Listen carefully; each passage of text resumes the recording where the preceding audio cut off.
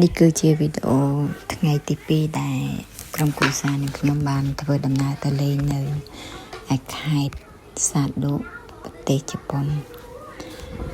នេះគឺជាផ្ទះដែលគេធ្វើទុកសម្រាប់ប្រជាជនជប៉ុនទៅលេងនៅខេត្តសាដូបាននាំគ្នាទៅមើលនៅក្នុងផ្ទះនេះគេបាននិយាយពីប្រវត្តិសាស្ត្រនៅក្នុងខេត្តសាដូនេះដែលប្រជាជន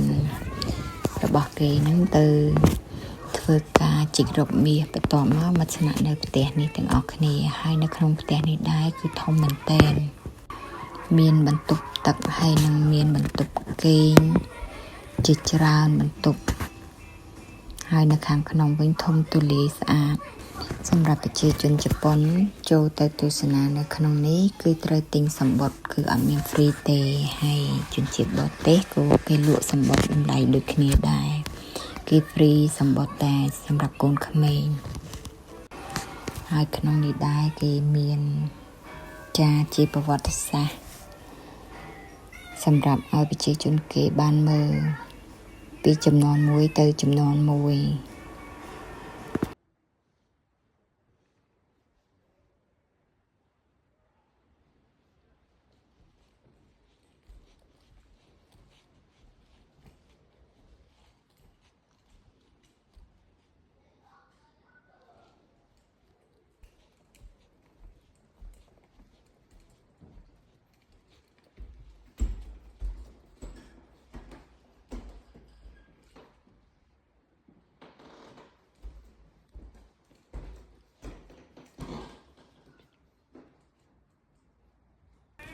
បន្ទាប់ពីបានដើរមើលទស្សនានៅក្នុងផ្ទះ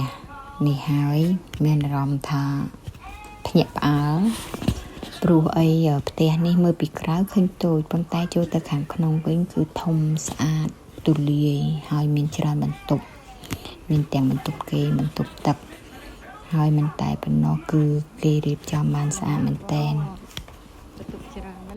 គ្រាន់តែពេលដើរដំបងចូលទៅជាមួយក្រុមគ្រួសារមនុស្សជាច្រើនចឹងទៅអត់សូវភ្ញាក់ផ្អើលអត់សូវភ័យដល់ពេលនាំគ្នាដើរបែងចែកគ្នាអស់ទៅដើរម្នាក់ឯងអាឡែងទៅថតរូបហ្នឹងភ្លេចនឹកឃើញថាគេទៅខាងណាខ្លះចឹងដើរយូរទៅមានតែ2នាក់ណានឹងដើរមើលរៀងព្រឺខ្នងតិចហើយប្តីជ្រើសរើសមកខេត្តសាដូនេះដោយសារតែគាត់ចង់ឃើញពីការតស៊ូរបស់ប្រជាជនជប៉ុនដែលគេរស់នៅទីនេះពីជំនាន់មុនគឺគេធ្វើការជីកដីក្រំភ្នំដើម្បីរកមាសប្រកបអាជីវកម្មនិងជីវភាពរបស់គេប៉ុន្តែឥឡូវនេះគេលែងជីកដីរកមាសទៀតហើយគេចាប់ផ្ដើមទុកផ្ទះហើយនឹងភ្នំទាំងអស់នេះតាំងធ្វើជាសារមន្ទីរសម្រាប់ភ្ញៀវទេសចរមានទាំងភ្ញៀវជាតិនិងភ្ញៀវអន្តរជាតិដើម្បីទៅទស្សនានៅខេត្តសាដូនេះ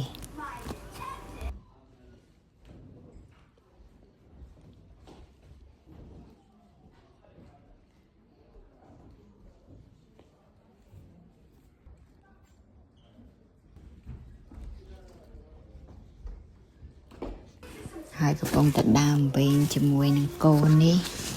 មានអីដឹងពីណាគេបើកទ្វារឬគ្រុកក្រាក់រត់តែភ័យតែទៀត